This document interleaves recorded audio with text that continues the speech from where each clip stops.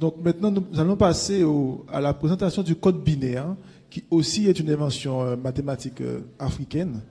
Et pour cela, je vais laisser, sans transition, M. Héroux parler du code binaire. Merci. C'est bon, tu es prêt? Je suis prêt. Non, ton micro n'est pas. Allô? C'est bon? Si vous m'entendez. Voilà, merci. Très bien. Eh bien, bonjour à toutes et tous. Et merci d'être venus. Donc, ma mission aujourd'hui est d'explorer avec vous les liens entre les mathématiques africaines et le code binaire. Donc, dans l'exposé précédent, on a vu que Ron Iglash en a parlé. Et moi, je vais, on va dire, aller un petit peu plus loin, simplement au niveau des calculs. Et surtout, je vais prendre un cas particulier, c'est le cas de la conversion de nombre décimal en binaire. Donc, on va travailler essentiellement sur des nombres entiers, donc pas de chiffre après la virgule, mais c'est vraiment pour illustrer les principes donc, de la conversion de nombre décimal en binaire. Et pour ce faire, je vais utiliser deux méthodes de calcul déjà, donc deux méthodes de multiplication africaines. Donc la première, c'est la multiplication dite égyptienne, et la seconde, la multiplication dite éthiopienne.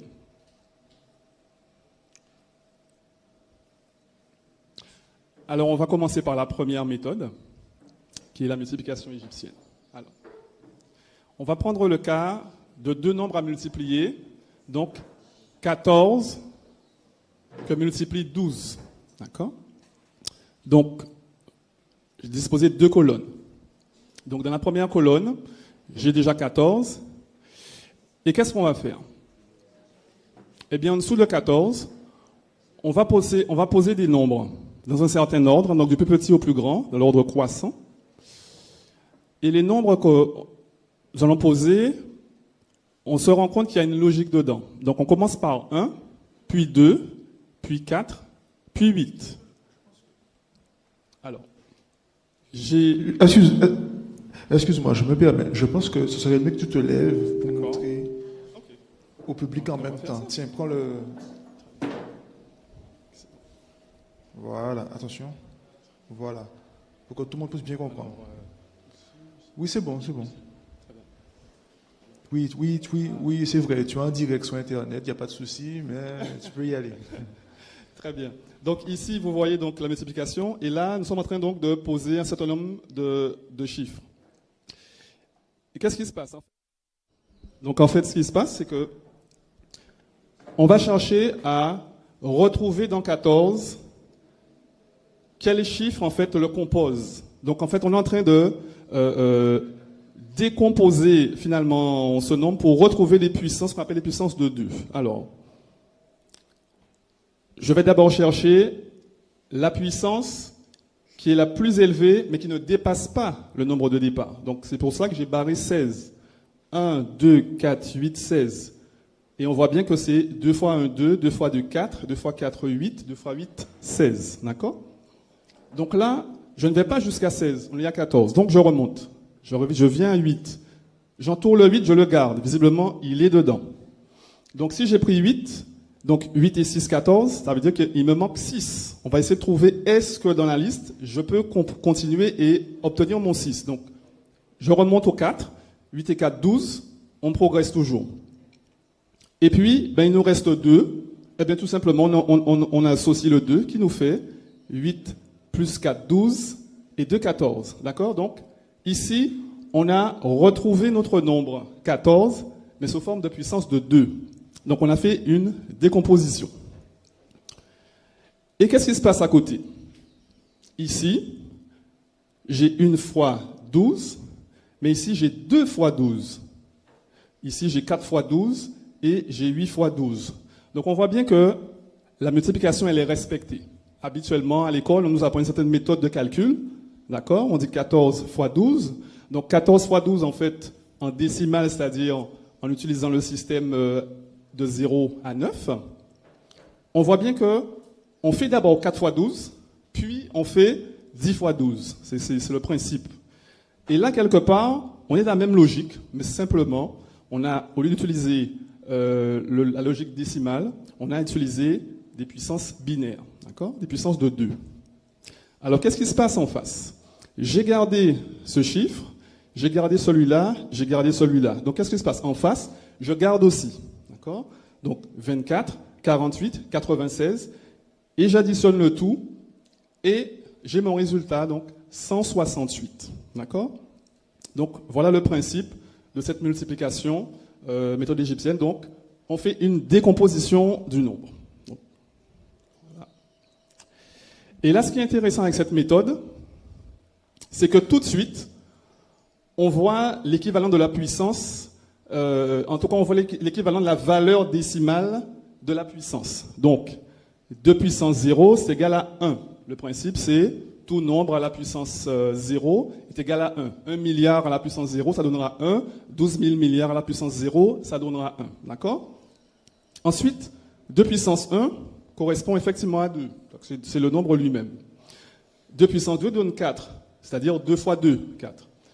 2 puissance 3 donne 8, c'est-à-dire 2 fois 2 fois 2, c'est-à-dire 4 fois 2, 8. D'accord? Donc, dans cette méthode, on a directement, en fait, l'équivalent décimal des puissances de 2. Donc, c'est ça qui est intéressant. Et j'ai trouvé vraiment, vraiment intéressant.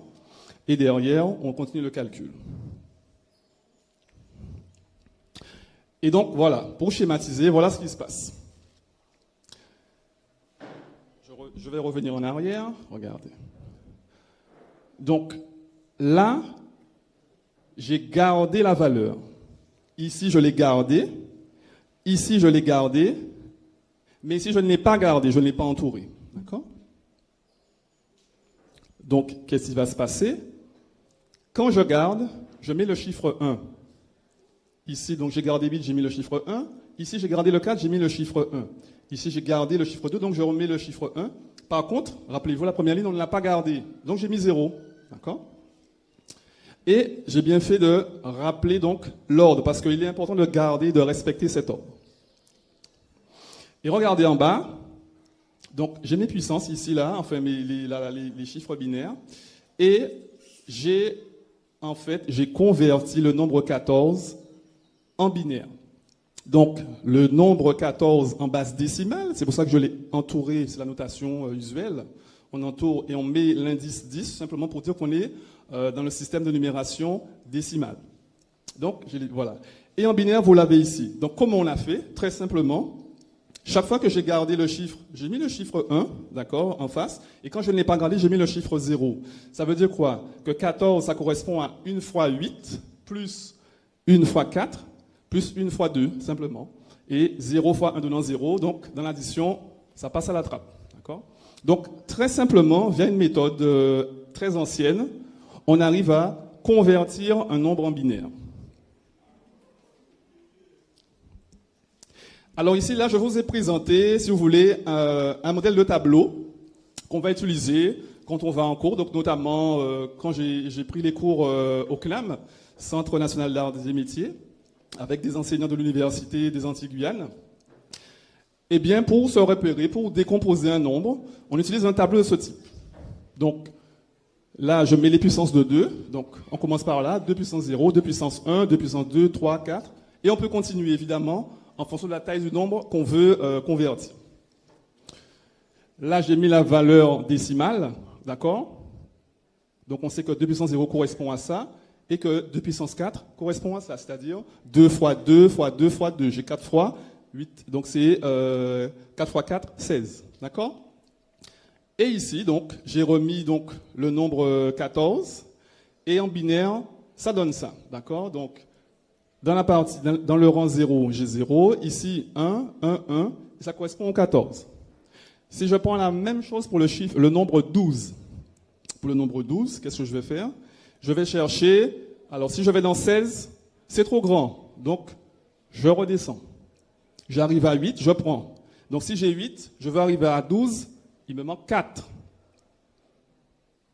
Hop. Je passe ici, 2 fois 2, 4, c'est bien ça. Donc 8 et 4, 12. Donc tout logiquement, j'aurai 1 ici, 1 ici.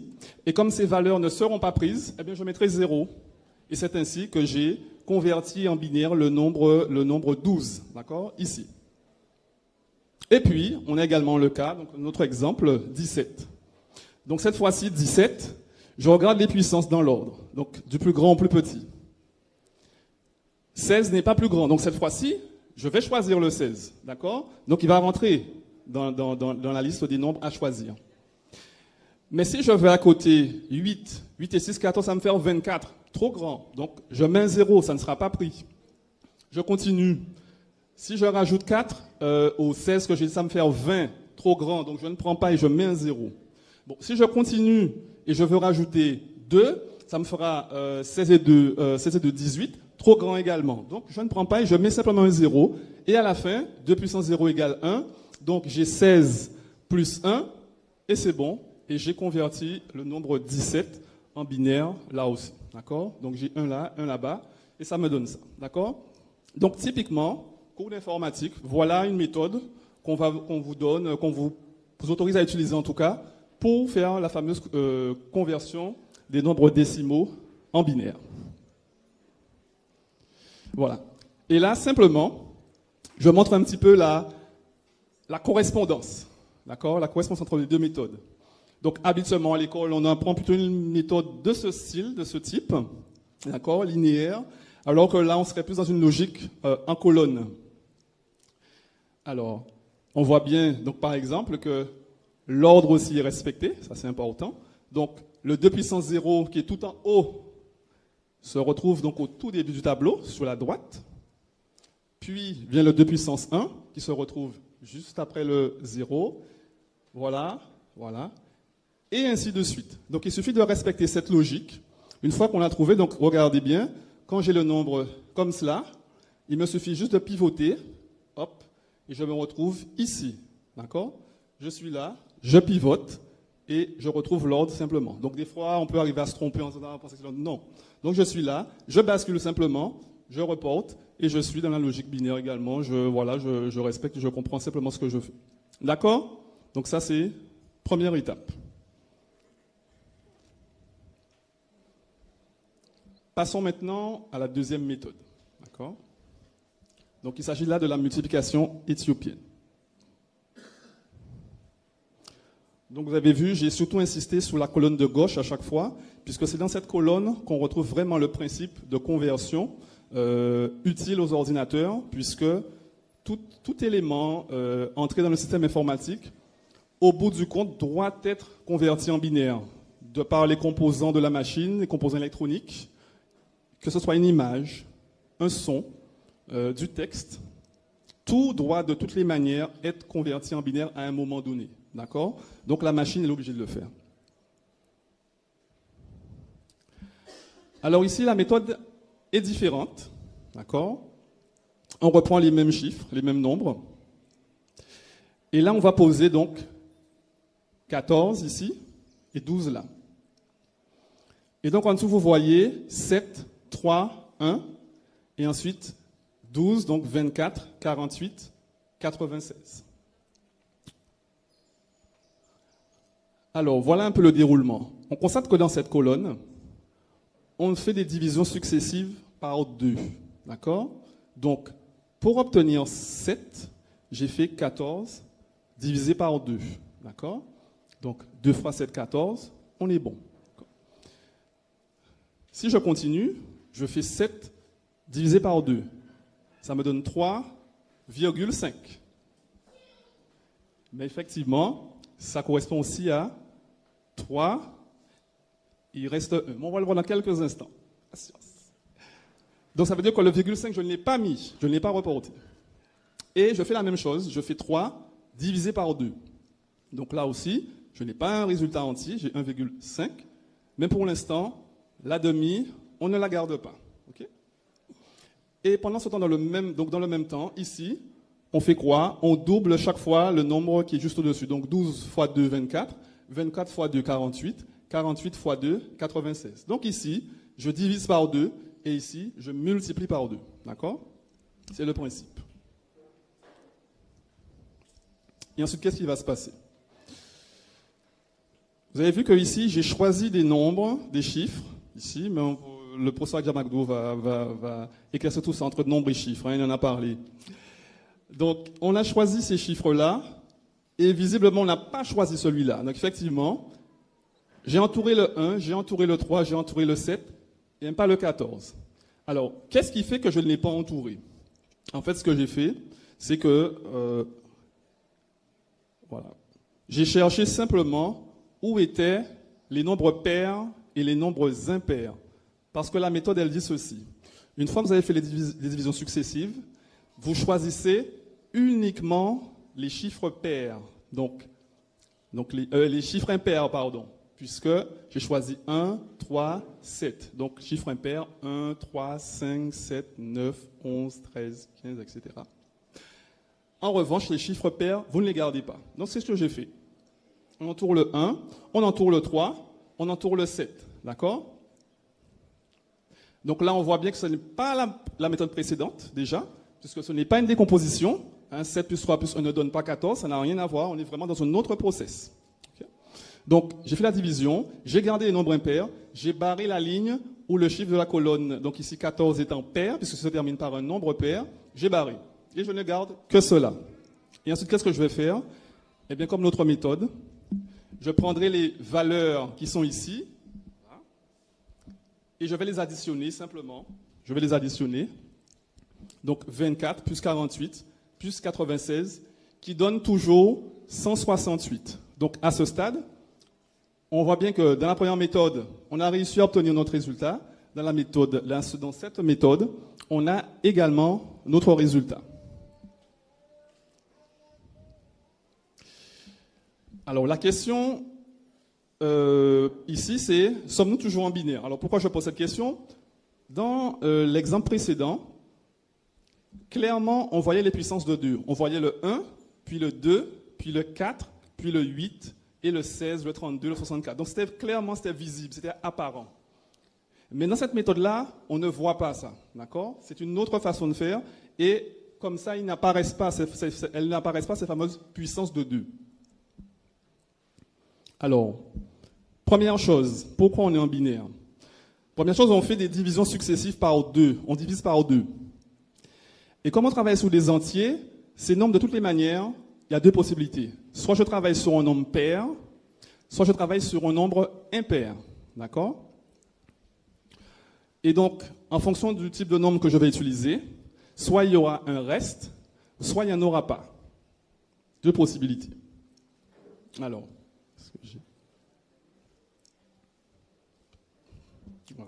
oui, d'accord. Alors, une question, oui, j'avais mis ici. Voilà. Quand on divise un nombre pair par 2, est-ce qu'il y a un reste? On va prendre l'exemple de, j'ai 6 mangues, je dois donner 3 à celui-là et 3 à celui-là. A priori, il n'y a pas de reste, d'accord? Okay. Si je prends 12, je divise par 2, ça me fera 6 par là, 6 par là. Il n'y aura jamais de reste, d'accord? Donc on est d'accord. Ça, c'est le nombre pair, c'est comme ça que ça fonctionne. Donc il n'y a pas de reste quand on divise un nombre pair par 2. Il n'y en a pas. En revanche, le nombre impair. Donc si j'ai 5 mangues, mais il faut donner à 2 personnes. Donc je donne 2 par là, donc je donne 2 par là, et il en reste une au milieu. C'est bien ça, hein? Donc il en reste une, d'accord? Donc ça veut dire que quand on a des nombres pairs qu'on les divise par 2, il n'y a pas de reste. Mais quand on a des nombres impairs et qu'on les divise par 2, il y a toujours un reste. D'accord? Donc la question est de savoir maintenant quelle possibilité on a au niveau du reste. Est-ce que le reste, ça peut être 1, 2, 3, 4, 5, etc. Ou est-ce que c'est fini, voilà, on ne peut pas dépasser? On va essayer de voir. Quand j'ai divisé, allez, si je fais, on va prendre un nombre pair, on a dit qu'il n'y a pas de reste. Maintenant, si je divise 200 par 2, je mets 100 là, il n'y a pas de reste. D'accord? Je ne sais pas si il y a quelqu'un qui a essayé. 1 milliard, et finissez par un nombre pair, il n'y aura pas de reste en vrai. Donc, qu'est-ce qui va se passer? Quand il n'y a pas de reste, donc ici, 14 divisé par 2, c'est 7, je mets 0. Tout simplement. Et par contre, dès qu'il y a un reste, des nombres impairs, je mets 1. Et le 1 correspond au fait que j'ai choisi aussi ces lignes-là. Voilà. Donc là, j'ai choisi. Donc, du coup, J'ai ces trois chiffres qui sont choisis, donc je mets 1. Celui-là n'est pas choisi, je mets 0. Pareil, j'ai fait ma conversion, c'est fini, voilà, je tac et je fais ça. Et ici, donc 1, 1, 1, 0, 1, 1, 1, 0, tout simplement. C'est comme cela que j'ai fait ma conversion. Donc finalement, même si les puissances de 2 n'apparaissent pas comme ça à la vue, elles sont là. Alors, comment elles sont là, les puissances de 2? Voilà, donc c'est le principe. Voilà, j'ai vu, voilà. Donc, 14 divisé par 2, ça donne 2. 14 divisé par 2, ça donne 7. Il reste 0. Okay. 7 divisé par 2, ça donne 3, mais il reste 1. D'accord, 3 par là, 3 par là. 3 et 3, 6 plus 1, 7. Donc, je mets. 3 divisé par 2 égale 1. Et il reste 1. D'accord? Et donc, pour constituer mon nombre final, je récupère simplement le 1 qui est final, qui est là. Donc, ça me fait 1, 1, 1, 0. On a retrouvé donc notre nombre binaire.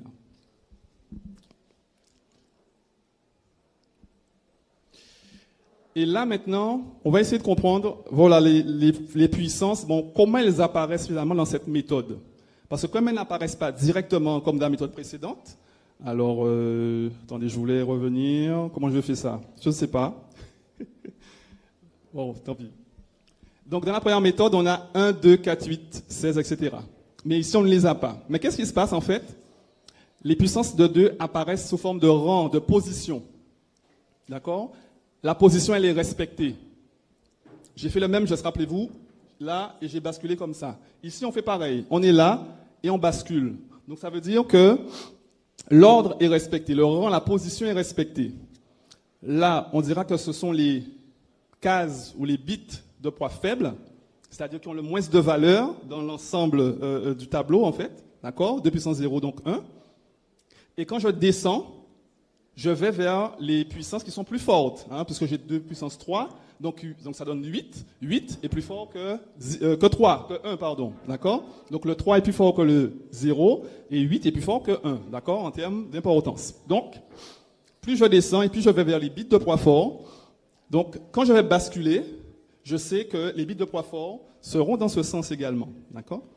Donc, les puissances de 2, dans cette méthode, apparaissent sous forme de position et nous permettent donc de mieux comprendre la logique binaire.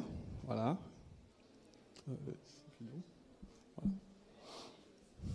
Alors, oui, voilà. Et là, je voulais comparer maintenant avec une méthode, là aussi, qu'on peut apprendre en cours. Donc, au CNAM, pareil, à l'époque. Voilà cette autre méthode qu'on nous enseignait. Alors, comment ça se passe? Donc, j'ai mis l'ordre. Donc, on va convertir le nombre 14. Donc, qu'est-ce qu'on fait? On fait une division par 2 à chaque fois. Donc, j'ai 14 divisé par 2. Donc, 14 divisé par 2, c'est 7. 2 fois 7, 14. Donc, je fais 14 moins 14 qui donne 0. Je l'entoure. Mais je continue. Là, ici, le quotient, lui. Je le récupère et je le mets là. Et je le divise par 2. En fait, l'objectif, c'est que lui, il devienne 1 à un moment donné. Donc, tant que je n'ai pas 1, je continue. Je fais 7 divisé par 2. Ça me donne 3. 2 fois 3, 6. Je reporte mon 6. Je fais la soustraction. 7 moins 6, ça donne 1. Je reporte. Je continue. Il me reste 3. Donc, je prends mon 3, je le mets ici. 3 divisé par 2. Donc, ça me donne 1. 2 fois 1, 2. Donc, je fais 3 moins le fameux 2. Il me reste 1. D'accord? Et donc, mon quotient est à 1. Et qu'est-ce que je fais au final? Je récupère dans cet ordre-là. Hop. Donc, j'ai 1, 1, 1, 0. Et je le reporte ici. 1, 1, 1, 0. Voilà comment on apprend donc à, là aussi, deuxième méthode, à convertir un nombre en binaire. Et donc, si je compare, si je mets côte à côte les deux méthodes, finalement, on voit qu'il n'y a pas une vraie différence là non plus. Puisque je divise par 2, il reste 0, je divise par 2, il reste 1, je divise par 2, il reste 1. Et je récupère le 1 final, celui qui était là. Je récupère. Et à partir de là, hop, je construis là aussi mon nombre binaire. Et donc, j'ai fait ma conversion de nombre décimal en nombre binaire. Voilà. Eh bien, écoutez, j'en ai terminé. J'espère que vous avez compris. S'il y a des questions, vous n'hésitez pas.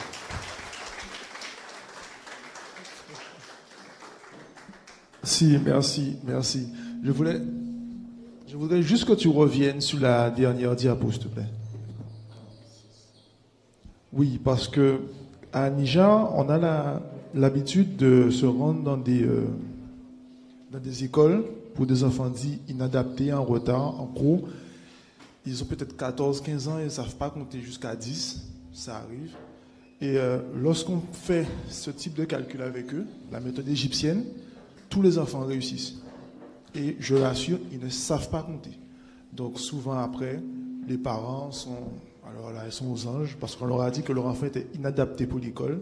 Et voilà que, en même pas 5 minutes, l'enfant fait des mathématiques en mettant des nombres binaires en place, ce qu'on apprend à l'université. Donc souvent, ça finit en pleurs, en larmes. Bon. Mais dans tous les cas, c'est juste pour dire que les enfants aussi comprennent très facilement cette technique, alors que celle-ci, il faut savoir faire une division. Et la majorité ne maîtrise pas forcément les divisions. Donc c'était juste un témoignage. Et aussi pour inviter, j'invite aussi les parents à aller sur le stand d'Anija. On a des livres qui en parlent. Ce sont des méthodes très simples pour permettre aux enfants d'aller plus vite dans les mathématiques. Voilà. Ensuite, l'exposé de M.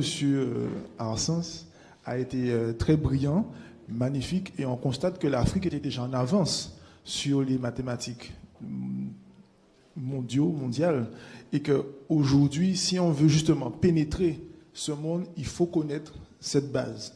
Voilà. Donc nous allons passer à la partie questions-réponses. Donc si vous avez des questions, c'est le moment, le micro va circuler.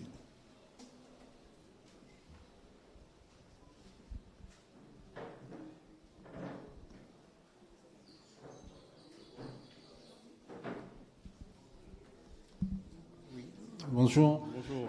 Ma question est simple. J'entends parler de binaire, mais c'est quoi le binaire? Excellent. Bon. Ça, c'est bien que ce monsieur pose la question. Je vous dis qui c'est dans quelques instants. Je vais vous dire. Alors, le binaire, c'est quoi? Effectivement, j'ai abordé les notions de décimale et de binaire. Alors, décimale, ça correspond à un nombre à base 10. Base 10, ça veut dire quoi? Base 10, ça veut dire qu'on utilise 10 symboles. 0, 1, 2, 3, 4, 5, 6, 7, 8, 9. On a mis le 0, donc on finit à 9, mais on a 10 symboles, d'accord?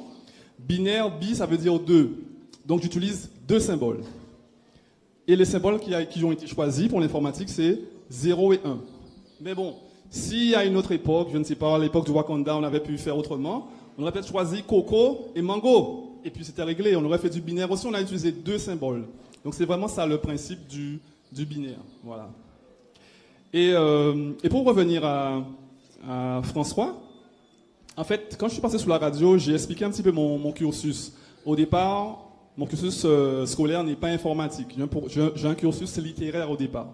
Donc a priori, les chiffres et moi, ça fait plus que 2. Bon. Et ce qui s'est passé, c'est que c'est en progressant dans le cursus scolaire que j'ai commencé à comprendre le sens des chiffres, à quoi ça pouvait servir. Donc, tout ce qui est dans le commerce, formation, donc un DUT en commerce, et puis une licence en management et gestion.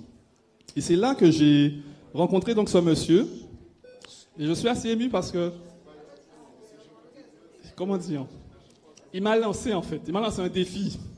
Il m'a lancé un défi parce qu'il m'a dit, bon, je cherchais un stage, il m'a dit, bon, écoute, Carl, je donne des cours d'informatique, mais viens avec moi, et puis on va... Tu verras un petit peu ça t'intéresse, si voilà, tu peux aller plus loin. Et ce que je retiens, c'est qu'il m'a donné ma chance, en fait. Et souvent, les enfants, c'est ça, ils ont besoin, en fait, d'une note d'espoir, leur dire, mais c'est possible, tu peux le faire. C'est faisable, en fait. Et c'est ce qu'il a dit, en fait. Il m'a dit, mais vas-y, on verra bien comment ça va. Et puis, depuis ce jour, j'ai commencé à m'intéresser de plus en plus aux chiffres, donner des cours de maths, prendre des cours de réseau informatique, etc. Et je suis arrivé là. Donc, je voulais le saluer. Alors, actuellement, c'est mon coach sportif. C'est un grand sportif, il est motivé, il est déterminé.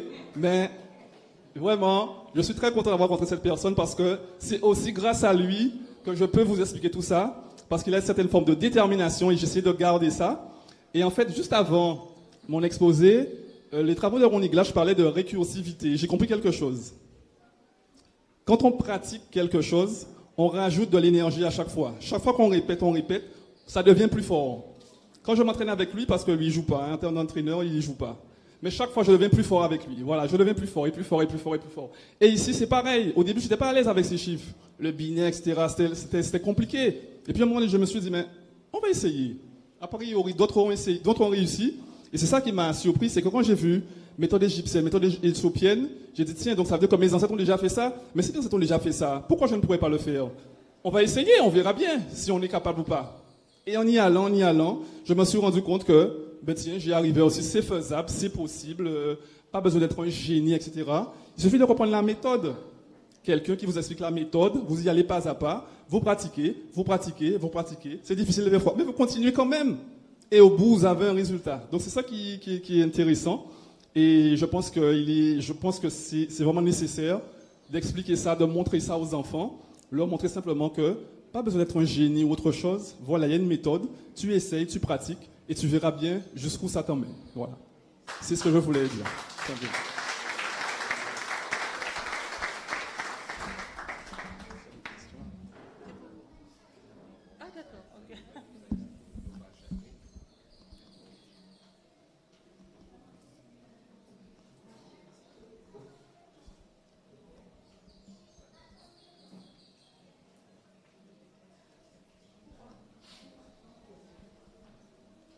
Alors peut-être une question naïve. L'application pratique, connaître, transformer en binaire. Alors ça, on le verra cet après-midi. Ah d'accord. On va avoir une méthode qui permet de le faire. Ce sera sur papier, mais on verra, voilà, de manière très simple, comment l'ordinateur fait pour réaliser cette division par 2, etc. On va voir ça, donc cet après-midi. Ah d'accord. Et excusez-moi. Oui. Bon, j'ai l'impression, ayant toujours utilisé la base 10, oui.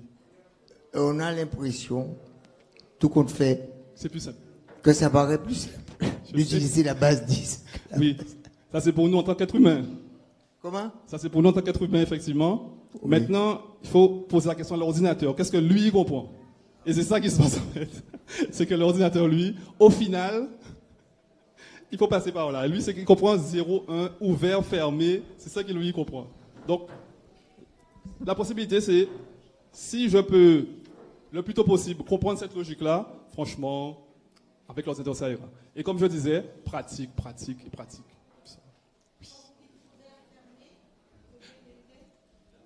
Après, c'est une sorte de convention. On peut choisir, on peut décider. Dans un système, on dit, quand c'est ouvert, je mets 1, quand c'est fermé, je mets 0. Mais on peut décider aussi que non, c'est l'inverse. Ah non, on a le choix. Mais il faut l'établir dès le départ. C'est ça le principe. On utilise des conventions, en fait. Pour représenter tel mot, tel nombre, on va utiliser telle suite de caractères. Mais on peut décider que, tiens, quand ce sera tel type d'information, ce sera collé de telle manière, sous telle dimension, telle longueur, nombre de bits. Et dès que l'ordinateur va voir ça, il sait que ça correspond à telle chose, d'accord? Donc, on peut aussi créer des conventions. Donc, ça veut dire que ce n'est pas forcément fermé. On peut aussi être créatif, même en binaire, d'accord? On peut choisir, on peut faire des choix aussi.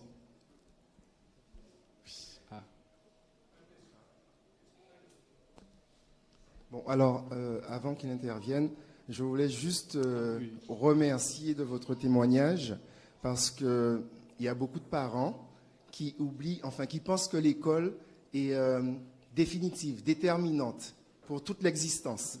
Donc pour eux, les notes, la réussite à l'école, c'est le plus important. Et moi, je vois autour de moi tellement de gens, de jeunes qui arrivent dans leur cursus après l'école à se former, à s'auto-former, à prendre d'autres voies. Et en fait,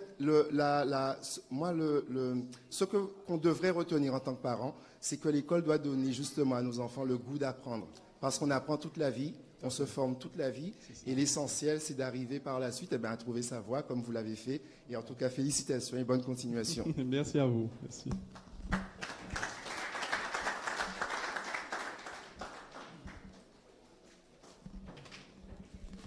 Bonjour. C'était juste une petite remarque que j'allais faire. Oui, donc tu as fait la correspondance avec le ouvert-fermé et il y a aussi la correspondance avec le oui et le non. Et c'est intéressant parce que ça permet de passer des mathématiques au langage. Tout à fait. Donc quand on a un problème à résoudre, on cherche une solution. C'est oui, c'est non. C'est oui, je garde. C'est non, je continue. Tout à fait. Très bien, très bien.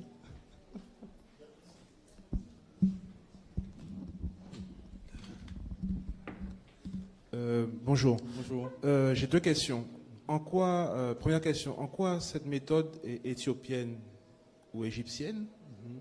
Et deuxième question, est-ce que ces méthodes sont enseignées en Éthiopie et en Égypte? Alors, concernant ces méthodes, alors déjà la méthode égyptienne, on la retrouve sur le papyrus de Rhin, c'est ça? Donc, du prêtre de Yamissou qui l'avait donc transcrite, ça date de moins 1650 environ. Mais il disait bien que c'est ce qu'il a retranscrit en fait datait de bien avant. Donc, on parle sur quasiment 3000 ans au minimum. Alors, ensuite, la méthode éthiopienne, effectivement, quand on va sur Internet, on a différentes versions. Tantôt, elle est décrite comme une méthode égyptienne, tantôt éthiopienne. C'est vrai que c'est via le reportage de la BBC qu'on avait qui nous avait indiqué. Donc, ils avaient invité plusieurs chercheurs qui indiquaient simplement que cette méthode était pratiquée sur les marchés en Éthiopie. Donc, c'est en ce sens qu'ils ont indiqué que voilà, la deuxième méthode, effectivement, est éthiopienne. C'est par rapport à ça.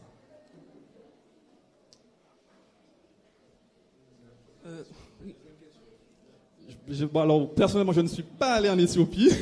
C'est vrai, il avait posé la question. Je n'y suis pas allé, donc je ne pourrais pas vous confirmer que c'est toujours enseigné. Oui, en fait, c'est par rapport à la méthode de multiplication égyptienne. Oui. Par exemple, si on a 17 fois 8 qu'on décline, on va arriver, par exemple, parce que c'est un nombre impair. Donc, par exemple, est-ce qu'on peut prendre la correspondance, on peut prendre 2 fois le 8, le 2 puissance 3. Ça marche pas? Non, on ne peut pas utiliser. Non. Alors... Mais ce qui est intéressant, avec toute base, tout système de numération, il y aura toujours ce qu'il faut pour obtenir votre nombre. Ce qui compte, en fait, c'est qu'il faut avoir la table de correspondance. Dès qu'on a la table de correspondance, alors, où est-ce que j'ai mis le... Ah, j'ai mis...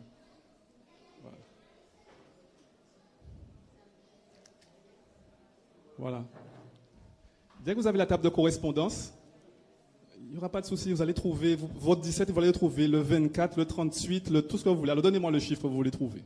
Et que vous semblez douter un petit peu. Allez-y. Non, mais je veux qu'on parle de 17 fois 8. 17 fois 8, d'accord. Donc on va dire que, voilà, 17. Là. Ouais. Donc on a un 17. Donc qu'est-ce qui se passe? Ok, on va reprendre le premier d'avant. D'accord, ok, très bien. Donc on va prendre, c'est ça? Oui, c'est ça. Ok, on prend celui-là. Voilà. Donc on va dire que là c'est 17. Donc si je vais jusqu'à 8, je ne peux pas. Ok, on va jusqu'à 16. Voilà, c'est ça. Vous avez compris? Okay, voilà. En fait, ça va à l'infini. Exactement. C'est-à-dire que vous partez toujours de là, mais en dessous, ça grandit jusqu'à ce que. Ok? Voilà. Et là, il n'y a aucun souci. Vous trouvez votre nombre. C'est clair et net. D'accord? Quelle que soit la base, il faut juste la table de correspondance. C'est tout.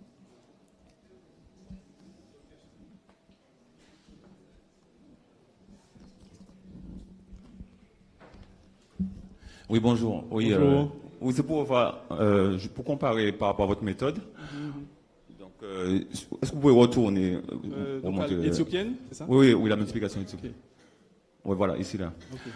Donc d'après ce que vous proposez, c'est donc 14 fois 12, donc c'est égal à 24 plus 48 plus 96. C'est ça, oui. Mais si par exemple vous prenez 11 fois 12, si j'applique ça, 11 fois 12, vous devriez, à travers votre tableau là, être égal à 24 plus 48 plus 96. Alors c'est faux ça. Vous pensez? Mais attention, il faut voir d'où sort tout ça. En fait, ce que j'ai Parce que ici vous avez dit que vous doublez, enfin vous multipliez par 2 à chaque fois. Le deuxième facteur là. Oui. Et mais vous n'avez pas encore dit où seront les nombres pairs et impairs. Donc on ne sait pas encore quel nom on va choisir.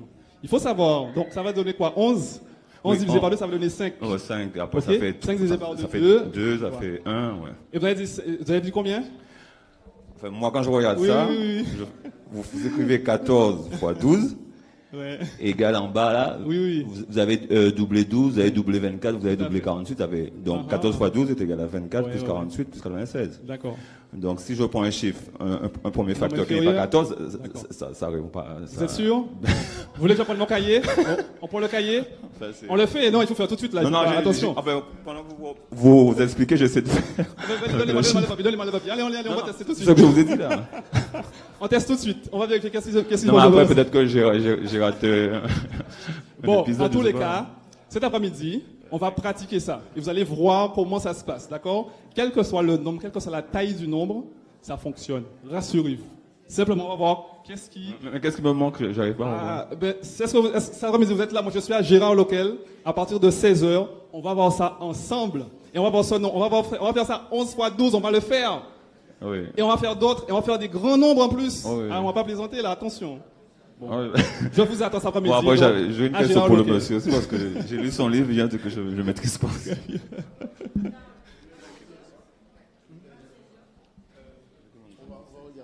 Alors, je voulais juste dire quelque chose d'important, c'est que vous savez que vous êtes assis, vous regardez ça comme ça. Je ne sais pas si vous vous rendez compte que toute la technologie mondiale fonctionne là-dessus. Vous voyez ? Le problème, c'est qu'il fallait, à un moment, que des chercheurs fassent preuve d'honnêteté. Quel est l'enjeu de ça ? L'Afrique a inventé un algorithme qui est l'addition qui fait toutes les opérations. C'est pour ça que tous les chercheurs vous disent que la technologie moderne fonctionne sur le cerveau de l'Africain. Parce que c'est le seul qui a vu qu'on pouvait faire une addition, une division par une addition, une multiplication par une addition. Mais le problème, c'est que quand il fait le calcul, le fait de partir sur les puissances de 2, il bascule tout ça dans la technologie. C'est-à-dire que nous sommes au 3e millénaire, lorsque nos ancêtres inventent cette affaire-là. Vous avez la BBC qui va en Afrique avec des caméras et qui filme encore ces systèmes donc utilisés sur les marchés, et qui dit dans le reportage que les Anglais ne savent pas que toutes les machines qu'ils utilisent des dizaines de milliers de fois par jour en Angleterre, ben, la source, elle est là, elle est africaine. Vous voyez ce dire par là ? Maintenant, monsieur disait, oui, mais est-ce que c'est appris à l'école ? La chose, c'est que c'est réservé à ceux qui font de la technologie. C'est-à-dire que lui, il a fait informatique, il a découvert comment convertir un nombre décimal en nombre binaire. Le problème, c'est qu'on ne dit pas que la méthode, elle est africaine. C'est ça l'enjeu. Nous, ceux qu'on a introduits à la suite de nombreux chercheurs, vous voyez, même M. Wilbrook témoignait qu'en Belgique, lorsque les étudiants viennent s'initier aux algorithmes informatiques, les méthodes de calcul viennent tout simplement des calculs d'Éthiopie, puisque effectivement la BBC a fait le reportage. Maintenant, l'enjeu, c'est quoi ? L'enjeu, c'est que on constate que parce que la culture africaine, elle est fractale, elle est étonnamment scientifique. Et qu'il y a plusieurs façons, en fait, de codifier et de mettre au point des systèmes binaires. C'est-à-dire, il y a celui-là, mais il y en a d'autres dans notre culture. En fait, il y en a plein.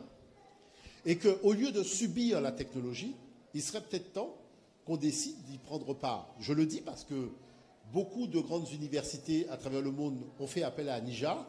Et si on n'a pas encore été, tout simplement, c'est parce qu'on considère que ce que nous faisons, c'est d'abord pour nous et le continent africain. Mais il faut savoir qu'en Inde, on m'a déjà demandé de venir. En Chine, on m'a déjà demandé de venir. En Australie, on m'a déjà demandé de venir. Et justement, on doit aller au Cameroun. Voilà, effectivement. Donc la chose, c'est que nous, on essaye pour le moment, ici, de vous faire comprendre les enjeux. Maintenant, les personnes comme M. Bidot du CNRS qui découvrent ces méthodes-là ne comprennent pas pourquoi ce n'est pas enseigné à l'école.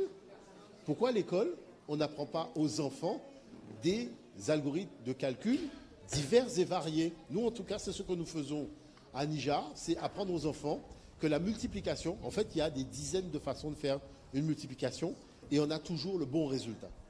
Maintenant, ce dont nous avons besoin à travers le colloque, c'est votre mobilisation. Votre mobilisation, pourquoi ? Parce que quand on fait un village sur les mathématiques africaines, il faut qu'il y ait du monde pour expliquer aux parents, pour expliquer aux enfants, pour expliquer aux enseignants. Vous voyez, nous, on a reçu quand même le rectorat. J'étais au rectorat. Anija a fait 1 semaine et demie au rectorat de la Guadeloupe. Nous avons reçu la branche mathématique du rectorat à Anija. Mais vous connaissez comment les choses prennent du temps. Les choses prennent beaucoup de temps parce qu'il y a beaucoup de politique aussi derrière. Et puis, il y a une vision. Et puis, il y a une relation néocoloniale. Enfin bref, on ne va pas se mentir, il y a tout ça derrière. Mais nous, on ne va pas attendre au bon vouloir des uns et des autres. On va faire. Donc, on a besoin de gens qui viennent à Anija. C'est 18 heures de formation quand même. Hein. Ce n'est pas simplement une petite présentation. C'est 18 heures de formation. Comprendre vraiment comment les choses fonctionnent. Et après, on va à la rencontre des enfants et des parents. On a déjà vu 14 000 enfants en milieu scolaire. Vous savez qu'on a beaucoup de lycées, collèges en attente après le colloque. Donc, on a beaucoup de choses encore à faire. Que ce soit aussi sur des territoires comme Mayotte. On doit aller aussi au Cameroun, entre autres.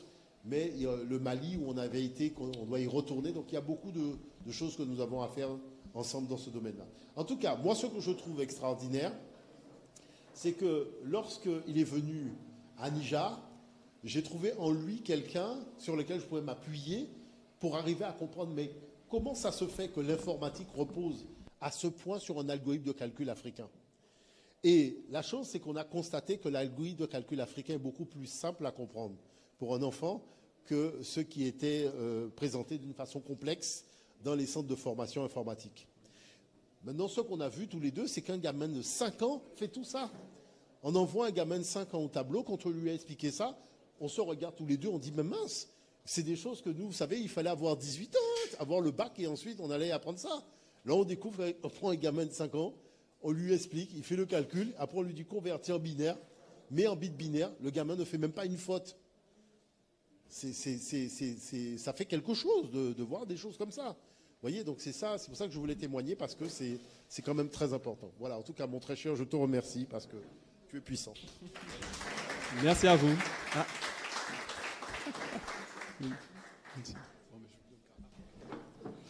Oui, c'est aussi un témoignage par rapport à ce que vient de dire Oumoutoundé. Moi, je suis convaincu que l'enseignement se fait. Mais malheureusement, c'est un enseignement initiatique. Parce que la première chose qu'on vous apprend dans la démarche initiatique au stade 1, c'est de retrouver des équilibres. Et pour retrouver des équilibres, on commence par l'alchimie. Alors pour travailler sur l'alchimie, on commence par les nombres. Ok, très bien.